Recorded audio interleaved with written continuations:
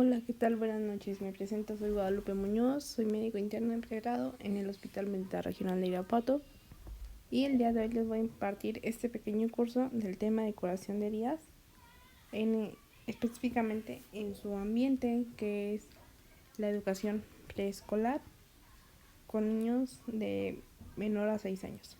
Entonces, bien, para una curación iniciaremos diciendo que tenemos que tener una serie de maniobras que se realizan para la asepsia de una herida. Por asepsia damos entendido que es la limpieza de una herida, la cual es fundamental para que una herida pueda sanar de la forma correcta. Si nosotros nos saltamos el paso de la asepsia, la herida puede sanar, sí. Evidentemente esa herida puede cicatrizar en este caso, pero no sanar por completo. Es decir, puede caer en una infección. Bien, como tal, la definición de una herida es toda lesión traumática de la piel y mucosas con solución de continuación de las mismas y afección variable de estructuras adyacentes. Aquí hacemos hincapié en que va a haber una discontinuidad de la piel. Es una interrupción de la integridad tisular por traumatismo, intervención quirúrgica o trastorno médico subyacente. Entonces, como les comentaba, la piel va a perder su continuidad y por ende su integridad. No solamente podemos tener heridas, en este caso por golpes o por raspones, también una intervención quirúrgica, en este caso una cirugía, tiene la peculiaridad de que causamos heridas. Pero estas heridas pues son un poco más controladas a diferencia de las que son en un ambiente traumático. Y bien, el tratamiento de las heridas previene la infección y el deterioro del estado de la herida y acelera el proceso de cicatrización. Como les venía comentando en un inicio, tenemos el tratamiento de las heridas, que lo fundamental, y para que una herida pueda sanar correctamente tenemos que tener una muy buena asepsia para que esto sea de la forma más fácil de sanar y bien no tenga ninguna complicación. Bien, en cuanto a nuestro objetivo, uno de los objetivos de las curaciones de heridas tenemos que favorecer la cicatrización por primera intención. ¿A qué nos referimos? Al proceso natural de la cicatriz o bien de la herida. Se genera el traumatismo y posteriormente este tiene que ser sanado mediante una cicatriz. Es imposible que sane de otra manera. Como les venía comentando, tenemos que evitar un proceso infeccioso. Sí, así por más mínima que sea la herida puede causar un proceso infeccioso, claro que sí. Evidentemente va a ser proporcional al tamaño de la herida. Pero, bien, si nosotros la dejamos en un descuido, esta infección puede evolucionar hasta convertirse en algo más grave. En cuanto a los objetivos específicos, tenemos que aprender el procedimiento que se debe de realizar para hacer la curación, así como entender qué se debe de hacer en cada herida. Tenemos diferentes tipos de heridas. De las más comunes que nosotros podemos ver en este ambiente escolar, pues son las heridas por punzocortantes, por tijeras, por lápices, son heridas tipo raspones, entre otras. Bien, ahora, es muy importante aquí hacer la clasificación de heridas según el agente agresor o productor de la herida. Como les comentaba y ahorita les mencioné algunos, tenemos las heridas incisas, las heridas punzantes, las heridas contusas y las heridas mixtas. En específico, cada una se va a ver diferenciada según perdón, según el mecanismo que lo haya causado. En este caso, las heridas incisas hacemos hincapié en que son tipo cortantes y pueden ser causadas por un objeto afilado, como podemos ver en la imagen de la parte de abajo. Tenemos las heridas punzantes, que estas generalmente son como por clavamientos, las heridas contusas, que son por golpes, y bien las heridas mixtas, que estas pueden ser un conjunto bien de diferentes mecanismos de lesión.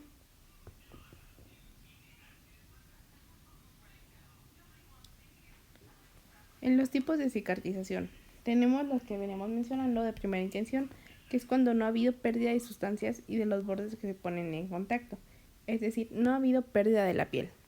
Las de segunda intención, por su lado, o por granulación, es cuando existe pérdida de la sustancia y los bordes no se ponen en contacto. Esto es mucho más común en las úlceras.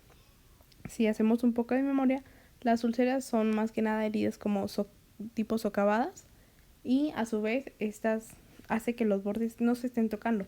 Por ende genera este tejido de granulación como nos hace hincapié aquí y pues hay una pérdida de sustancia.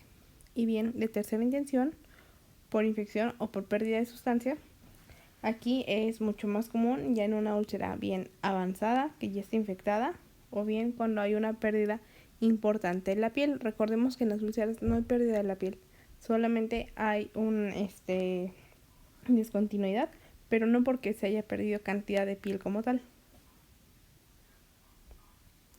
Ahora, bien, ¿qué material equipo nosotros vamos a requerir para realizar una curación? Inicialmente comenzaremos por nuestro equipo de protección personal, el cual va de la mano las vendas, las gasas estériles, guantes estériles a su vez, bien, apósitos si es que lo llegáramos a necesitar, en este caso de que sea una herida un poco más grande o bien un sangrado difícil de controlar, aplicadores si es que necesitamos aplicar algún tipo de gel o bien medicamento en pomada, medicamentos tópicos, suturas si es que se llegarán a necesitar. En este caso, en el ambiente escolar no se permite hacer suturas ya que se debe de haber valorado la herida por un médico previamente. Pero pues no está de más saber que algunas heridas se suturan y otras no, por su riesgo de infección. Bien, gasas vaselinadas, igualmente el caso lo requiera, toallas de papel, bolsas para desechos, gasas foracinadas, abatelenguas, esto es más que nada si es que necesitamos quitar algún tipo de exceso, en este caso pelos o bien hilos de la ropa, torundas, tubos para canalización en el caso de que el paciente lo requiera, alfileres de seguridad estériles y bien por último tela adhesiva. Para mí me es mucho más importante mencionarles los primeros puntos que les dije en cuanto a vendas, guantes estériles, gasas estériles, aplicadores y telas adhesivas. Yo creo que es lo más fácil y lo que tenemos a la mano en nuestro medio de trabajo para poder realizar una buena asepsia y posteriormente una curación y no tenga tanto riesgo de infección. Bien, en cuanto al equipo, el equipo es un poco más del medio hospitalario, pero podemos encontrar algunas cosas en nuestro centro de trabajo. Tenemos las pinzas Rochester Pin, que estas son más que nada, como les hacía hincapié, en cuanto a los abatelenguas para retirar objetos extraños o bien objetos que estén fuera del lugar. Es muy común que se queden pedazos de tela en las heridas, en este caso pedazos de pantalón, de suéter, pinzas curvas para poder hacer las suturas, pinzas de disección igualmente, pinzas de Brad Parker o de traslado, tijeras Kelly rectas. Estas igualmente, todos los que les estoy mencionando son más usados en el medio hospitalario para poder realizar una sutura. La sonda anacalada, un riñón y el equipo necesario para realizar la curación. Entonces, bien, ¿con qué vamos a realizar nosotros nuestra curación? Tenemos que tener diferentes soluciones. No todo se trata de que sea con agua y con jabón que podemos encontrar en el baño. Si bien aquí nos marca diferentes soluciones, entre ellas se encuentra el jabón líquido. De preferencia debemos de tener en nuestro botiquín un jabón líquido o bien jabón para heridas. Jabón para heridas, jabón quirúrgico lo podemos encontrar de esta forma. Este jabón es específico para poder realizar una asepsia mucho más efectiva. Igualmente la solución antiséptica. Algunas heridas necesitan lavado con agua. Ay, lo siento, olvidé el nombre. Ahorita se los comento. Otro de los medicamentos que podemos llegar a utilizar son los que son recetados por el médico. Bien, esto es muy común en quemaduras. Y por último, la solución para irrigación. Es importante que no lavemos con agua de grifo, porque esta, si bien sabemos, todavía contiene bacterias, las cuales pues pueden caer en la herida directamente. Y aunque estamos haciendo una asepsia con jabón, lo ideal es que sea agua o solución para irrigar o agua inyectable. En este caso esta pues es estéril, viene limpia. Y bien, como les comentaba, en la solución antiséptica podemos aplicar agua oxigenada en caso de que tengamos un sangrado muy grande o en gran cantidad de volumen. para poder calmar un poco más el sangrado. Bien, ahora el procedimiento y la fundamentación para la curación de heridas. Inicialmente, nosotros tenemos que lavarnos las manos para que esta curación sea de la forma más aséptica posible, como les comentaba. No se trata de, en el momento de la emergencia, tratar de lavar con lo que sea. Si vamos a hacer las cosas, se tienen que realizar de la mejor forma. Por ende, yo les hago hincapié en que siempre se laven sus manos. Es muy importante la asepsia de la persona que va a servir al paciente. Bien, preparar y trasladar el carro con a la unidad clínica si es necesario, o trasladar al paciente al cuarto de curaciones. En este caso es muy importante, igualmente, el lugar en donde lo vamos a hacer tiene que ser un lugar limpio y a su vez un lugar en el cual le dé cierta paz o tranquilidad a nuestro paciente. Recordemos que está pasando por un momento donde posiblemente pueda haber sangre, depende de la cantidad, y también tenemos en cuenta que muchas personas tienen fobia a la sangre, a las heridas. Entonces, no solamente se trata de atender a nuestro paciente en la forma médica, sino también en la forma psicológica. Por ende, se recomienda que sea un lugar a solas, solamente el paciente y quien le vaya a servir. Y pues que sea limpio, que sea ventilado, entre otras cuestiones. Tenemos siempre que explicar, como nos hace hincapié el punto 3, a nuestro paciente el procedimiento y la forma en que puede colaborar. En este caso, sí le podemos pedir ayuda a nuestro paciente. Mueve tu mano para acá, mueve tu pie, estira tu brazo. Todas estas cosas nosotros los podemos hacer que ellos se sientan, en este caso, pues parte de la curación. Y bien nos sirve para que empiecen a romper como ese hielo o bien perder el miedo. Y pues será una curación más efectiva. A su vez también tenemos que explicar qué vamos a hacer. Así vayamos a aplicar solamente solución para lavar o bien agua inyectable, de preferencia siempre comentarlo. Va a sentir húmedo, va a sentir frío, voy a poner una gasa, voy a empezar a lavar, voy a tocar. Cualquier movimiento que nosotros hagamos se le debe informar a nuestro paciente. También, como les comentaba, en cuanto al punto 4, tenemos que aislar al paciente o cerrar la puerta del cuarto de curaciones. Más que nada porque siempre sabemos que va a haber más gente en las escenas donde estemos nosotros ayudando a nuestro paciente que van a querer ver, y esto va a generar cierto estrés, ansiedad o frustración en nuestro paciente, e igualmente a nosotros nos puede llegar a poner un poco más nerviosos ver que alguien nos está vigilando, entre otras cosas. Y bien, el punto 5 nos hace hincapié en dar al paciente una posición adecuada, descubriendo únicamente la zona a curar. Si es que la curación va a ser en la mano, no tenemos que tener a nuestro paciente parado, lo podemos colocar en una silla o bien en una en una zona, donde él se encuentre cómodo para después de esto iniciar la curación. Bien, aquí es importante el punto 6 que les venía haciendo hincapié en retirar el material sucio con la pinza o con los guantes y observar la herida. Una herida no vamos a poder ver sus bordes en su totalidad hasta que no estemos ya lavando, ¿sale? Entonces no hay que dar por hecho que es una herida o muy grave o poco grave en este caso, hasta que no la veamos por su totalidad ya de una forma limpia. Bien, nos dice que retiremos el material sucio con la pinza o los guantes y observar la herida y el curso de cicatrización existente. A veces las heridas no tienen forma y igualmente a los médicos en el hospital es un poco más difícil de cerrar. Entonces, créanme que se hace el mejor trabajo para que esta herida cierre o bien tenga una semicontinuidad de la piel nuevamente. En el paso 7 nos hace mención de lavarse las manos y abrir los equipos estériles. En este caso, nosotros en nuestro medio laboral no solemos tener equipos estériles como las pinzas que habíamos visto, pero que sí podemos tener estéril los guantes y las gasas que habíamos comentado, haciéndolo con la envoltura en un campo estéril para colocar el campo y el material requerido. Como les decía, esto se hace un poco más cuando tenemos pinzas, pero es muy importante saber que si los guantes vienen estériles, no podemos tomarlo de los dedos. Lo ideal es que los tomemos de la parte donde se ingresa la mano. ¿Por qué? Porque si tomo mi guante con mi mano que no tiene guante de la parte de los dedos, yo ya estoy contaminando mi piel con ese guante. Por ende, si lo tomo de la forma contraria, de la parte donde va la entrada de la mano, esa parte va a quedar lo más lejos de donde yo voy a tocar la herida. Entonces, de esta forma sería lo ideal.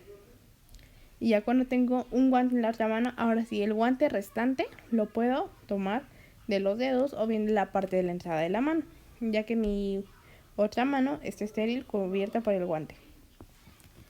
El punto 8 nos hace hincapié en calzarse los guantes. El punto 9, tenemos que limpiar con jabón líquido la herida del centro hacia la periferia o en línea recta, con una gasa sostenida por una pinza. Aquí es importante mencionarles la forma de la limpieza de la herida. Tiene que ser de la periferia hacia el centro. ¿Por qué? Porque ya a mí me interesa llevar todas esas bacterias o esos microorganismos de adentro hacia afuera. Si lo hiciera de afuera hacia adentro, voy a concentrar todos en el foco de la herida. Por ende, tiene que ser de la forma contraria. Cambiar las gasas cuantas veces sea necesario. Aquí no hay que escatimar en cuanto a las gasas para el momento de la curación. Si vemos que es una herida grande y nos llevamos más de 5 gasas, está bien. Pero siempre y cuando hagamos el método que les comentaba. Si yo uso mi primera gasa, puedo llevar del centro a la periferia. Mi segunda gasa y siento que todavía el centro le faltó, bueno, hago en este mismo sentido, del centro a la periferia. Si veo que el centro ya está bien lavado, pero me faltan los bordes alrededor, porque tengamos en cuenta que al momento de enjuagar, si hay bacterias alrededor en zona donde no está la herida, estas bacterias van a caer con el mismo agua. Entonces lo ideal sería lavar, si bien la zona de la herida, pero no solamente quedarnos en este borde, sino unos cuantos centímetros a los lados. Yo generalmente lavo de 5 a 10 centímetros más de los bordes de la herida para poder tener una zona aséptica un poco más grande. Bien, el punto 10 nos hace hincapié en retirar los productos de desecho del proceso supurativo y tejido necrosado si es necesario. En este caso, si vemos que la piel tiene ya un pedacito colgando, lo ideal sería retirarlo, porque ese tejido no va a pegar, no va a sanar, ¿sale? Más que nada lo menciono cuando hay como los llamados cueritos de la piel, que quedan como la piel enrollada, ese tejido ya no va a funcionar. Inclusive va a retrasar la cicatrización de la piel. Por ende, lo más ideal sería retirarlos. En el punto 11 nos indica enjuagar la herida con solución para irrigación o agua estéril. Bien, como les decía, tiene que ser una solución a una altura aproximada de 10 a 15 centímetros de la herida. No podemos pegar la solución o el agua estéril tan cerca de la herida porque eso también nos causa contaminación. Si es una solución que se usa constantemente para curación de heridas, estamos trasladando las bacterias del paciente pasado a este nuevo paciente por la proximidad que tiene el botecito de solución con la herida. Por ende, se tiene que hacer a una distancia de 10 a 15 centímetros. Si la herida está recargada, o bien el brazo donde está la herida está recargado sobre un mesabanco, tengo que yo echar el chorro desde arriba hasta 10 a 15 centímetros abajo de la superior a la herida, perdón. Y por último se debe secar con agua estéril, preferentemente combinado con pinzas y gasa. En este caso a mí me gusta más para tener un control mejor de la herida, ya que hice mi irrigación, ya que enjuagué todo. Ahora sí, secar con una gasa, ¿sale? No es la gasa que voy a dejar en la herida cubierta. Esta gasa la voy a desechar porque todavía me tiene alguna cantidad de bacterias que no se retiraron al momento de la irrigación. Y bien, nos hace también mención en el punto 13 de colocar tubos de drenaje en la parte baja de herida y suministrar solución antiséptica o medicamento prescrito. En este caso, en el medio escolar es difícil tener a la mano los medicamentos para los diferentes tipos de heridas, por lo cual este punto lo daremos un poco más por hecho en el sentido de que no tenemos nosotros la prescripción médica para poder dar algún medicamento tópico y poderse administrar a las heridas. Posteriormente, si esto lo queremos aplicar en nuestro hogar para mantener alguna curación de heridas, sería lo ideal. Después de que secamos, aplicar el medicamento tópico. En el punto 14 nos hace mención sobre aplicar vendoletes o retirar puntos de sutura si el caso lo amerita y cubrir la herida con material de curación estéril. Aquí nos hace un poco más de referencia al momento de cuando tengamos que tapar la herida. Lo ideal es que ya que esté seca, si no requiere ningún medicamento, estas heridas solamente sean cubiertas con una gasa estéril, máximo 2, en dado caso de que las heridas supuren demasiado.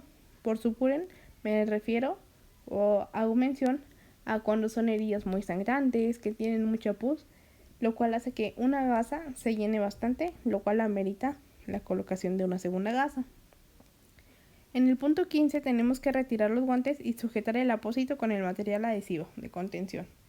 Al momento de nosotros retirar nuestro equipo de protección personal que ya hayamos acabado la curación, lo ideal es que estos guantes queden en la basura en el sentido contrario, es decir, no retirarlos de la forma en la que lo usamos, siempre que la parte que tenemos por fuera quede hacia adentro, también para tener un poco de conciencia con las personas que son las recolectoras de basura y no tengan como el contacto, aunque ellos suelen traer guantes, no tengan el contacto directo con los fluidos. En este caso, pues el más común que sería sangre, o bien puede llegar a ser pus. Y en el punto 16 nos menciona colocar el instrumental sucio en el recipiente de agua jabonosa. Como les mencionaba, esto ya se hace más en un medio hospitalario, pero bien, si tenemos algún instrumental que nosotros estemos usando para la curación, lo ideal es lavarlo y ponerlo a esterilizar.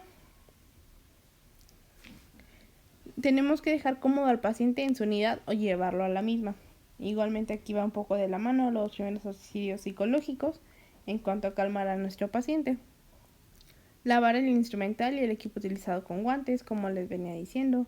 Lo ideal es que si usamos algún tipo de pinza, antes de retirarnos los guantes, hagamos ese lavado. O bien con un par de guantes nuevos para que estos no sean contaminados al momento de que ya los hayamos enjuagado después de ponerles el jabón. Y reponer el material y el equipo utilizado en el carro de curaciones. Me es muy importante este punto porque generalmente nosotros vamos a estar usando material continuamente. Y bien, si no lo devolvemos al campo, o bien si no lo devolvemos a donde nosotros estuvimos utilizando o suministrando nuestras gasas y todo eso, va a llegar el momento en donde ya no vamos a tener equipo, todo por no estarlo revisando o reponiendo. Y bien, cuando la curación se realiza en forma recta o lineal, se hace de arriba hacia abajo. En este caso, como nos hace hincapié en esta figura, tiene que ser de arriba hacia abajo. Aquí no hay un centro, entonces si es una herida lineal, va a ser de arriba hacia abajo como un barrido, sin regresar, sin volver a pasar por el lado de la herida. Y bien, esto sería todo. Aquí les dejo la bibliografía del libro que fue sacado.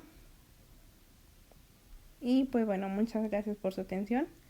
Quedo a sus órdenes. Que tengan una buena semana. Hasta luego.